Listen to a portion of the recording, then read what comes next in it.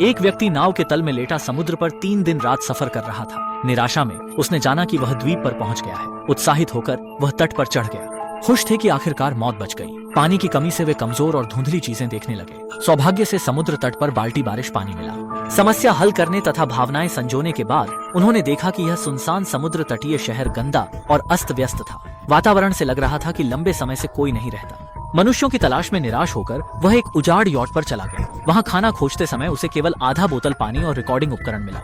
दुर्भाग्यवश यह उन्नत मोबाइल नहीं बल्कि रिकॉर्डिंग मशीन थी। उसने रिकॉर्डिंग मशीन से द्वीप की स्थिति जानकर नक्शे से अपनी स्थिति तय की। शाम को मछली पकड़ी और भून ली। कई दिनों भूखे रहने के बाद उसने पेट भर लिया। अगली सुबह सामग्री इकट्ठा कर स्व सुरक्षा हेतु हथियार खोजा और रेलवे रास्ते चल पड़ा। अपने भाई रीक की खोज में कई दिनों की यात्रा के बाद उसने बिना किसी उद्देश्य के एक के बाद एक पहाड़ियां चढ़ी और नहीं जानता था कि यह अंतिम कब होगा। उस दिन वह एक शहर में पहुंचा। उसने कारखाने में कुछ खाना खोजने की सोची, लेकिन उसने नहीं सोचा था कि यह यहाँ ज़ॉम्बीज़ का क्षेत्र है। कोई रास्ता बचा नहीं, इसलिए वह केवल जानलेवा लड़ाई लड़ सकता था। वह कई लड़ाइयों का अनुभव रखता था, पर एक ज़ॉम्बी ने उसके हाथ पर हमला कर उसे घायल किया। इस क्षण ने उसकी क्रोध जगाई। उसने क्रोधित होकर ज़ॉम्बी समूह पर हमला कर कुछ ही मिनटों में सभी ज़ॉम्बीज़ समाप्त कर दिए। इसके बाद उसने अपने घाव को पानी से धोकर पट्टी बांधी। घाव संभालने के बाद यात्रा जारी रखी। अचानक पहाड़ी की ढलान पर एक महिला को देखा, लेकिन उसने ध्यान नहीं दिया क्योंकि दिन के अंत में कोई भी खतरनाक हो सकता था।